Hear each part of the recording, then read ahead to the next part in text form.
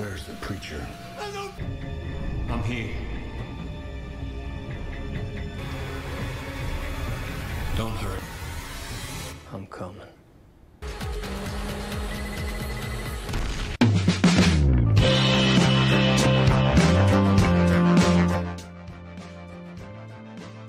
Yuhu everybody, welcome back again with me Chanku yang akan menemani Lazy Day kalian dalam rangkuman film kali ini.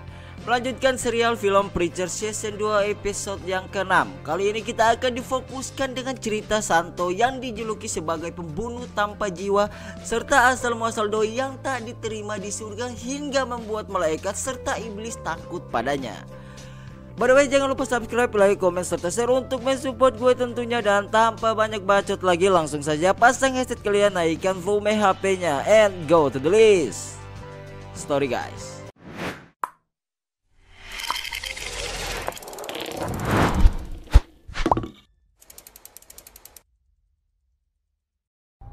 We pay $5,000 per unit. However, if you're willing to give more than 10%, purchase price doubles. Film diawali dengan memperlihatkan seorang pria Asia yang sedang memberikan sebuah tawaran untuk orang kulit hitam, di mana tawaran itu berupa donor cairan pria kulit hitam yang akan ia ambil sebagai sebuah sampel pengobatan dengan takaran 15%. Dan tentu dengan mengambil darah atau cairan yang ada di tubuh pria kulit hitam itu pastinya menimbulkan sebuah efek. Namun pria Asia ini menjelaskan berdasarkan uji klinik selama ini yang ia telah lakukan dan ia bekerja, belum ada efek sama sekali untuk para pendonor. Untuk kemudian, karena orang kulit hitam ini punya banyak utang di perusahaan-perusahaan besar dan sedang dikejar juga serta tak ada sumber uang yang mereka dapatkan, alhasil si suami pun langsung menyetujui tawaran pria Asia tersebut.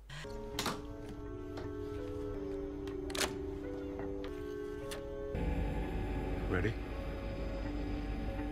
Nah, setelah sepakat mereka pun langsung melakukan pengambilan cairan yang ada di tubuh pria kulit hitam dengan alat canggih teknologi tinggi, di mana proses pengambilan itu pun berjalan lancar jaya tanpa hambatan sama sekali. Dan setelah selesai sesuai dengan kesepakatan di awal, si pria Asia pun langsung memberi cek yang berisi nominal uang yang telah mereka sepakati di awal. Dan singkat saja, si pria Asia ini pun langsung melanjutkan perjalanannya dan terlihat ia mendapatkan pengawalan yang sangat amat protektif dengan kendaraan berlapis baja saat mereka sedang melakukan operasi mereka. Ya, setelah sampai di tujuan, pria Asia ini pun langsung bertemu dengan seorang pria yang kaya raya, di mana bisa dipastikan pria Asia ini mempunyai bisnis pengobatan yang ampuh sampai jasanya dipakai oleh para orang-orang kelas atas, yang mana istri dari pria orang kaya ini mengalami penyakit langka, dan karena penyakit langka itu istrinya lupa dengan nama suaminya serta bahkan yang paling parahnya ia tak pernah menggunakan celana di dalam rumah mereka sendiri. Now I need something that belongs to Mildred, so that I can confirm that this is a match. Nah, karena alasan itulah si suami pun langsung memanggil pria ini, di mana untuk membuat obat pasien sangat simpel, dikarenakan agar menghasilkan sebuah obat yang pas untuk pasien, pria Asia ini membutuhkan sebuah benda yang dipakai oleh pasien. Sebab dari benda itu ia bisa mengukur kecocokan sampel cairan dengan kondisi para pasien yang akan ia hasilkan sebuah obat yang akurat untuk si pasien. It's close enough. What now? Now we turn it into a consumable. Dan setelah mendapatkan kecocokan yang tak terlalu jauh indikatornya, maka itu sudah bisa dikatakan valid sesuai prosedur pengobatannya. Untuk kemudian alat itu pun langsung mengubah cairan yang ada di dalam kapsul menjadi sebuah pil yang bisa dikonsumsi, yang mana ketika selesai menelan obat tersebut, istrinya yang awalnya mengalami amnesia kini ia sudah bisa mengingat suaminya, entah karena apa yang pasti akan dijelaskan nantinya. Tapi nanti ya guys ya. Richard? Lalu ketika selesai dengan urusannya dan setelah mendapatkan bayaran yang sangat amat banyak dari pria sultan, kini mereka pun langsung melanjutkan perjalanan mereka, yang mana ketika pria Asia itu masuk ke dalam mobil, ternyata banyak sekali sampel cairan yang ia bawa di dalam mobil yang akan ia transformasikan ke dalam bentuk obat untuk para pasien. Dan inilah dia film Preacher Season 2 episode 6.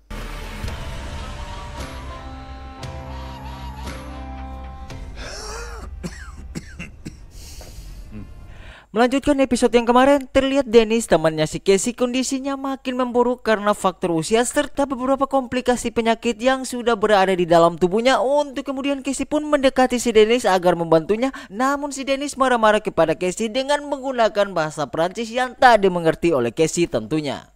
Dan setelah bertengkar dengan Casey, kini Dennis pun langsung keluar dari rumah entah karena apa, dimana terlihat Tulip yang sedang memasak untuk sarapan mereka semua. Dan singkat saja ketika sedang sarapan sambil ngobrol, Casey memberitahu bahwa ada tempat di New Orleans dimana tempat itu mereka akan menembakmu di dada dan memberikanmu uang jika saja orang yang ditembak tak mati. Dan ide dari si Casey nampak seru bagi si Tulip. Namun tidak dengan Jesse, dikarenakan Jesse yang merupakan seorang berwibawa serta berpegang teguh terhadap prinsipnya untuk mencari Tuhan. Ia pun bilang bahwa ia akan melanjutkan pencarian Tuhan di klub-klub jazz yang lain. Dan tentunya ia juga akan mencari tahu organisasi fasi agama yang pernah dikatakan oleh wanita waktu itu di episode 2 kalau nggak salah. Dan kemudian selain itu Jesse juga punya rencana untuk membongkar tentang serial number senjata yang digunakan oleh pembunuh saat mereka membunuh si aktor Tuhan waktu itu, seorang kakek-kakek. Nggak tahu episode berapa, lupa juga. Jadi saran gue nonton dulu episode sebelumnya biar kalian paham sama alur ceritanya yang gue ceritain ini guys. Man shooting a gun. So good to find out who shot that bloody gun. Yeah. Why would you zoom in on the serial number? Helping's good. Singkat cerita, di luar sendiri tepatnya di tempat apartemen si Dennis, terlihat pria koboi atau si Santo dengan anak Victor, yang mana ketika tiba di sana, si anak itu langsung menuju kamar untuk kemudian Santo pun langsung masuk dan tanpa banyak bacot ia pun langsung menanyakan tentang pendeta kepada beberapa penghuni kamar di sana. Namun karena mereka tak menjawab atau tak tahu pendeta mana yang dimaksud oleh si Santo, Santo pun langsung membantai mereka.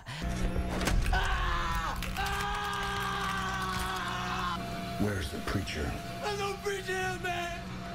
I'm a Jew.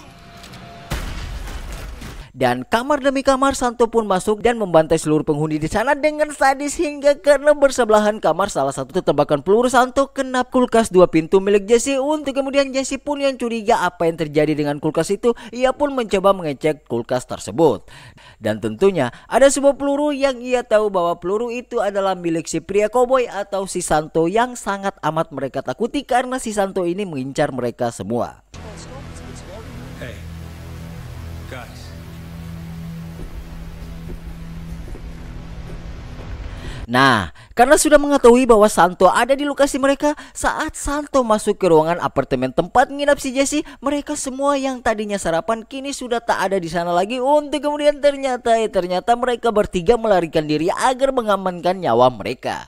Lalu Jesse pun mencoba menghubungi si Fiorin yang merupakan seorang malaikat, dan karena Fiorin sudah tak aktif, Jesse pun bilang bahwa si Fiorin telah mati dan benar-benar mati karena ditembak oleh si Santo. Yang mana hal itu membuat Tulip heran karena yang ia tahu Fiorin atau seorang malaikat tak bisa mati walaupun terbunuh, namun ketika dibunuh oleh Santo ia benar-benar mati. Nah, jadi si Fiorin ini tuh sebenarnya dia udah mati. Kalau nggak salah tuh ada di season 1 atau di season 2, tapi ada pokoknya, gue pernah bahas di situ.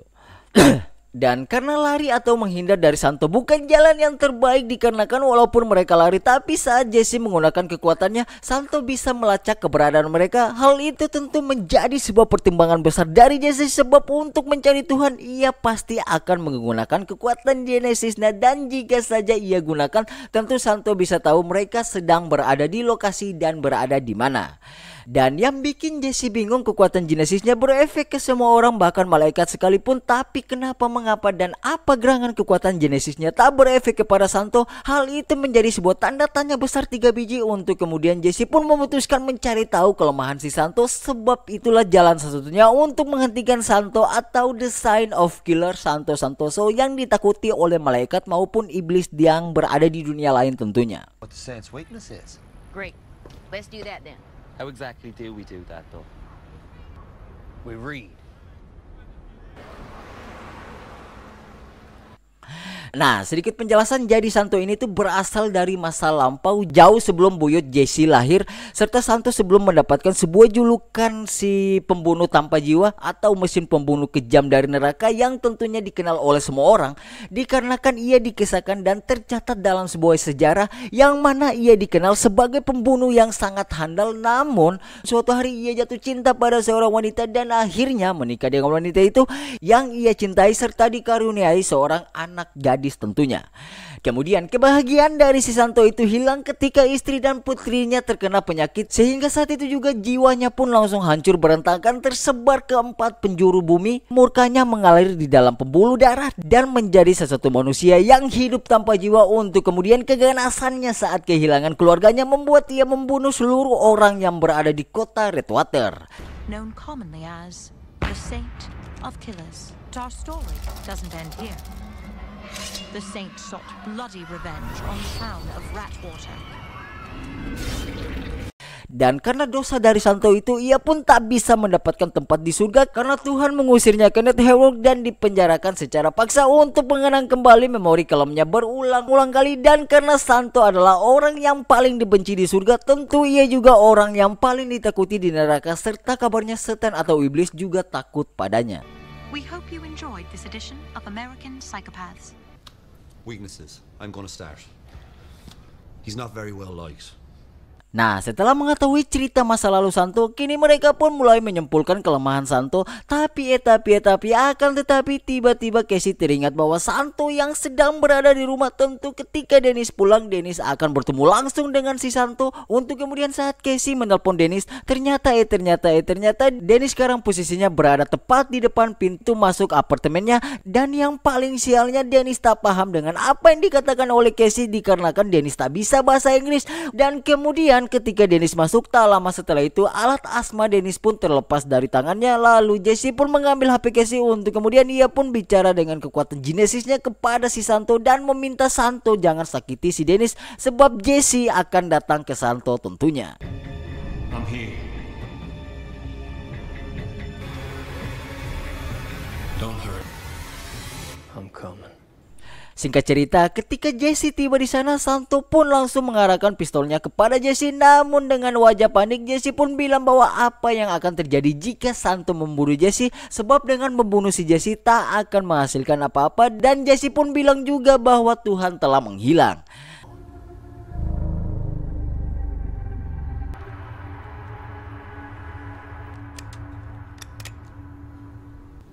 Prove it.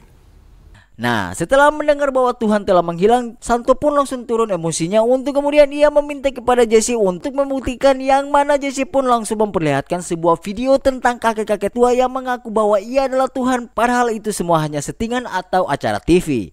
Dan karena Jesse yang sudah tahu tujuan si Santo adalah untuk ke surga, namun Tuhan melarangnya untuk ke surga karena dosa si Santo yang sudah sangat amat unlimited. Dan dengan hilangnya Tuhan serta Jesse yang memiliki kekuatan genesis yang bisa menandingi Tuhan, Jesse pun bilang bahwa ia bisa mengirim Santo ke surga agar Santo bisa bersama dengan keluarganya, sama seperti yang pernah Jesse lakukan kepada Eugene waktu Jesse mengirim Eugene ke neraka.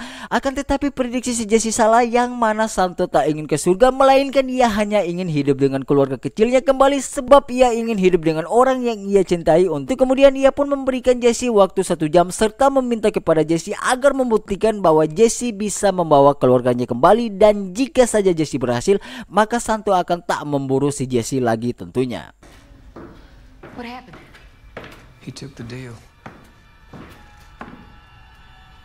But you have to stay. All 3 of you. Setelah Santo memberikan kesempatan itu, tentu punya alasan jaminan, yang mana Jesse menjaminkan teman-temannya kepada Santo, sedangkan dirinya akan mencari jiwa anak keluarga kecil si Santo untuk memenuhi keinginan si Santo. Lalu Jesse pun langsung pergi ke sebuah perkakas jual beli barang-barang ritual, yang mana ia pun bilang bahwa ia pun ingin membeli jiwa seseorang, tapi di toko tersebut tak menjual hal seperti itu kepada orang-orang lain. Untuk kemudian Jesse pun memberitahu namanya dengan nama Jesse. Who the hell are you? I'm Jesse Longeo. Nah, untuk marga Jesse yang satu ini tuh tentu ada ceritanya nantinya. Biasa kan yang kita tahu tuh Jesse itu namanya kalau nggak salah tuh Jesse Kastner. Tapi Jesse bilangnya dia bukan dari Jesse Kastner, tapi dia dari Jesse yang bermarga ini karena keluarga ini tuh punya privilege agar membeli barang-barang ritual untuk kebutuhan mereka. Tapi nanti akan dijelaskan. Nah, tentu dengan tahu marga itu, pria itu pun nampak ketakutan untuk kemudian terjadi perbincangan yang cukup privasi di mana ia bilang bahwa untuk mencari jiwa atau jual beli jiwa tokonya tak punya kemampuan itu, namun ada orang Jepang yang berteknologi tinggi serta bervolume tinggi berhasil mengembangkan sebuah alat untuk memanggil jiwa sehingga beberapa usaha perkakas dukun-dukunan pun tak mampu bersaing hingga mereka semua pun langsung gulung tikar, guys. Mother Cuba days, they buried us all. Angelville, hanging on by a thread. Dan secara bersamaan saat itu juga mobil yang mereka bicarakan ada di seberang jalan untuk kemudian Jesse pun langsung menghampiri mobil itu. Namun ketika ia ingin bicara ternyata mobil itu tak bisa mendengar apa yang Jesse bicarakan karena mobil itu menggunakan baja serta kaca anti peluru di mana secara bersamaan Tulip pun menelpon Jesse. Lalu Jesse pun menanyakan kepada Tulip bagaimana caranya menghancurkan sebuah pelindung baja. Any idea how to break into an armored truck? What? Where are you? Trying to break into an armored truck. What? Okay, do you got... Dan setelah memberitahu semua kebutuhan untuk membuat peledak, Jesse pun langsung menempelkan peledak itu ke mobil. Namun hal itu sia-sia saja di mana secara bersamaan ada seorang polisi yang mendekati Jesse karena melihat ulah Jesse yang ingin mengebom sebuah mobil.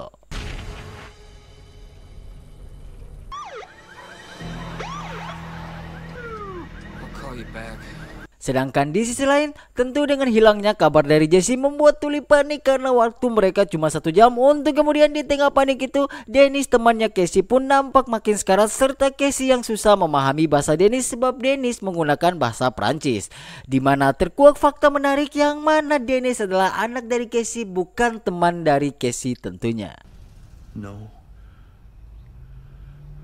He's my son. No way. Dan tentu kalian pasti bingung mengapa si Dennis itu lebih tua dari Casey ayahnya.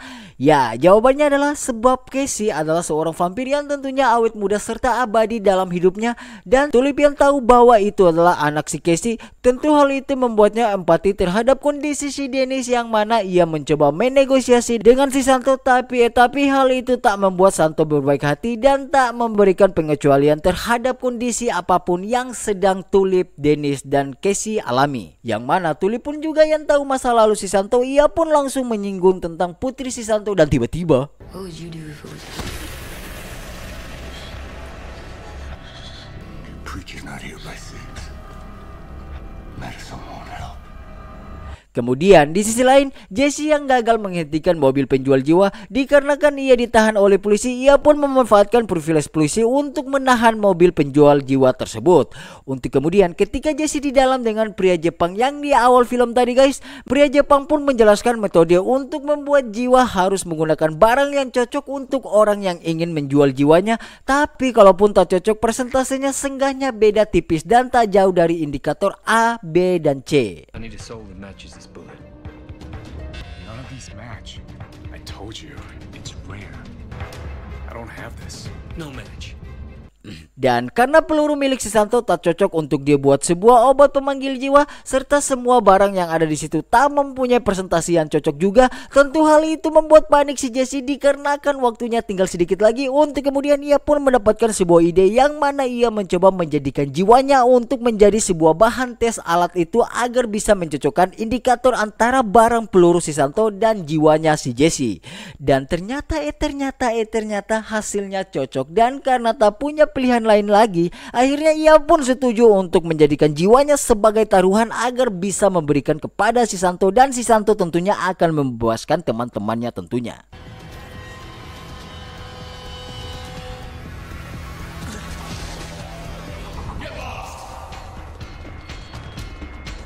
Dan secara bersamaan di tempat lain karena sudah habis waktu, saat Santo ingin memotong si Tulip, Casey pun menahan pergerakan pedang si Santo. Dan tepat di waktu yang tepat banget, pakai banget, Jesse pun muncul di sana untuk menghentikan si Santo yang ingin membunuh Tulip. I'm here.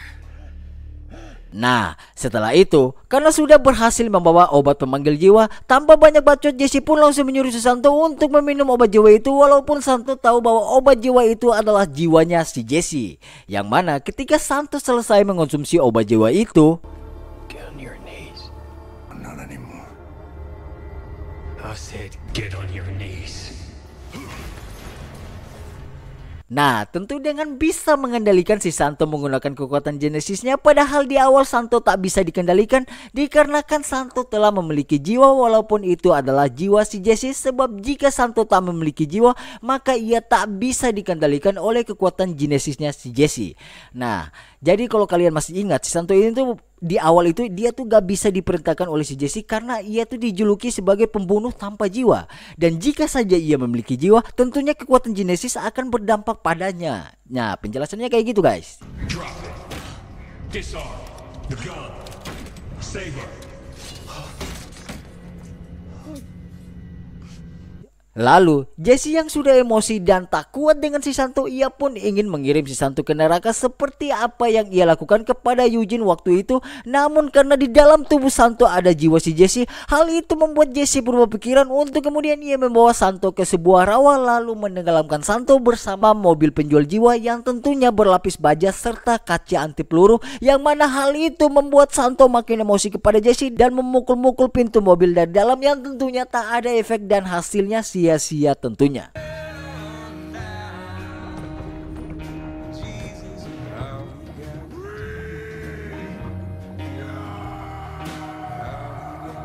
Lalu, film ini ditutup dengan Tulip yang nampak trauma dengan si Santo karena keganasan si Santo tadi, serta terlihat Jesse yang sedang menyembunyikan semua peralatan perang si Santo di bawah lantai yang berada di toilet. Dan film pun selesai guys.